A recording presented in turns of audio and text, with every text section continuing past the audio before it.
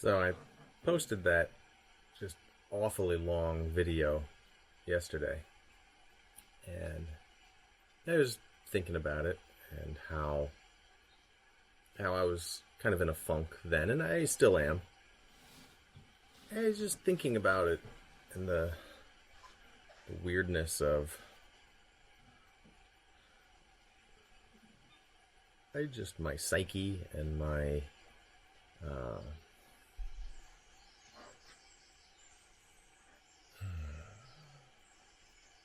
just why I feel the way I feel, or at least my best guess. And I was just watching some videos of Jim Carrey, talking about his personal transformation, and he went through a lot of he struggled with depression and things, and which is not uncommon for people like that. I don't know, somebody like Robin Williams comes to mind, and Jim Carrey has, at least to the best of my knowledge, has gotten to a point where he's gotten into Buddhism, and he's really come a long way in letting go of his ego. He says he still has it, but he's much more aware of it and able to let a lot of it go. And I wonder about stuff like that, especially in the context of this, where I'm recording a video of my face and putting it online, and how weird that is, and how it's really hard, or perhaps even impossible, for me not to let my ego play a big part in that process.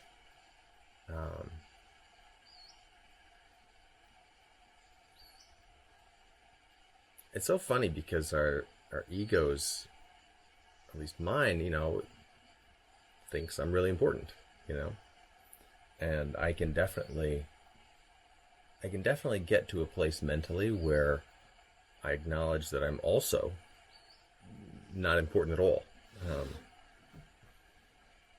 on a kind of a cosmic scale. There's just literally zero that matters about me. But I have this brain that really thinks it's the center of the universe, and that needs to be kind of loved and accepted by everyone, and to be remembered, and all that kind of thing.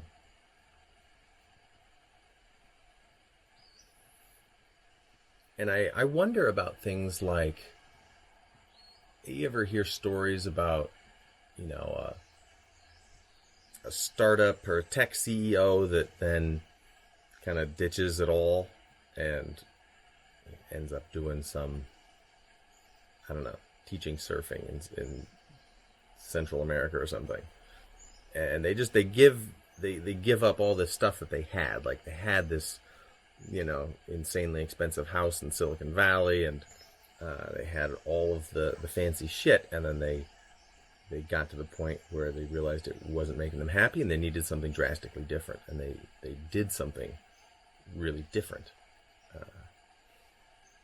And I've always been aware of that as a thing that happens, that people don't find fulfillment in the place that they thought they would, and so I've wondered, is that just is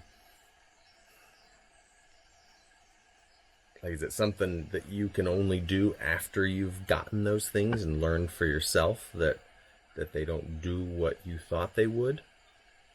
Or can you skip right to it? Because it'd be a lot easier if I didn't have to go through the process of becoming wildly successful in order to find out that all I really want to do is, surf, or whatever it happens to be.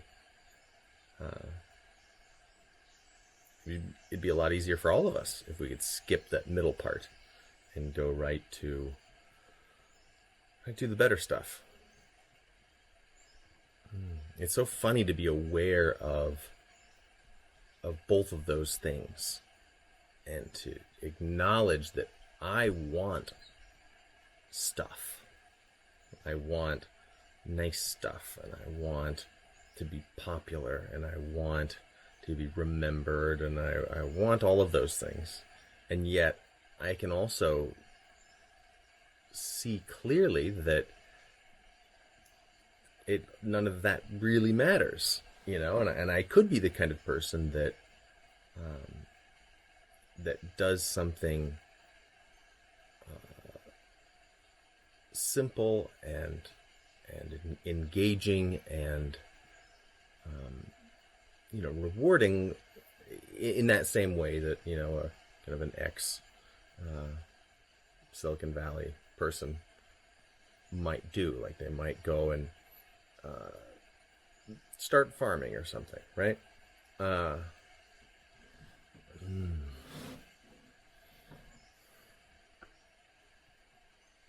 And I don't necessarily know what to do with that. But it is, I think, worthwhile for me to be aware of those competing thoughts. And that it's okay that I have them in my head. That I hold on to conflicting thoughts. And that they can kind of both be true,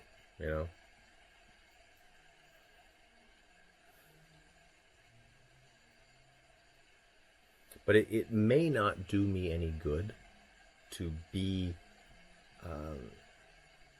wildly successful. Like that would not necessarily lead to better outcomes. In fact, maybe the best thing to experience would be the opposite. Go through just a horrible, horrible string of failures and hit rock bottom. That might be a more direct path to something that is better. Because you don't want to end up in a place where you think that your problems have to be solved with more money, more popularity, more things, more prestige, all of that. Because if that's all you've got, if that's your toolbox, and it turns out that none of them work, then what? Then I feel like the fall is even harder,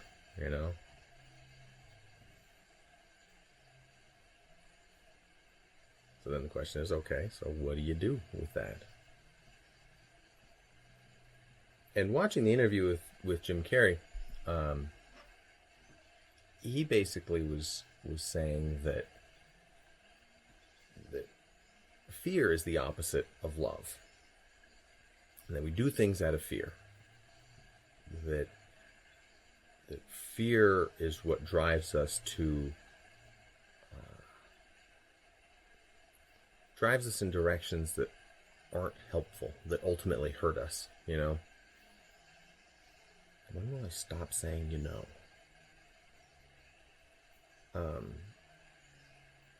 And I like that. That sounds reasonable.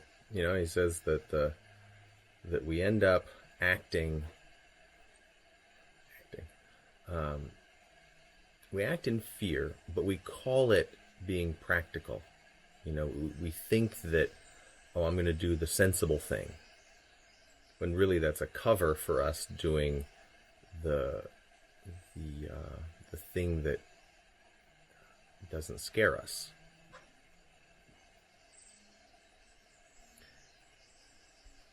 And so far, if I were to try and define my own philosophy on what would be a good life for me, by my own standards, to me, the best one that I've come up with is living a life that was just not defined, not just controlled by fear. That if I am in my deathbed and I'm thinking back, I'll know if I let fear make all of my decisions for me. I'll know it. I'll know that that there were things that I wanted, but I was too scared to ask for. And so that's sort of it's the anti-vision, right? It's a way of looking at it, be like, look, I know I absolutely do not want that. I don't want to get to my deathbed and feel that I was just too scared. And I was too scared to do anything in a life that is your only shot, and it doesn't matter. Like both. It's of paramount importance and it's of zero importance. And so you should be able to take that script and flip it, and instead of using it as an excuse to cower and to not reach for something that is important to you, instead go, hey, not only is it really important to me, but it doesn't matter if I fail. It's okay. Like I can do the thing, and if I fail at it, that's okay, because it doesn't matter. The only thing that is wrong to me is if I don't try to do the thing. Which then leads to the question, okay, what is the thing? I don't know. Or maybe I do, but I'm too scared to acknowledge it. You know, it's one of those things. And that's what I'm working on right now. And that's what I'm doing this for. I'm doing this as a way of talking through my ideas and my just kind of internal conflicts or confusions, and saying the stuff out loud is good for me. And it might be good for you if you relate to any of it, and it's sometimes nice to know that somebody else is thinking about similar things. But I'm going to spend some time just thinking about that fear and love relationship, and how just seeing in what ways am I acting out of fear, and then that prevents me from loving or being loved. And just see what comes to mind. I'm going to chew on that. Okay, I'm going to cut it there because my last video was insanely long. I'm sorry about that. And, well, more musings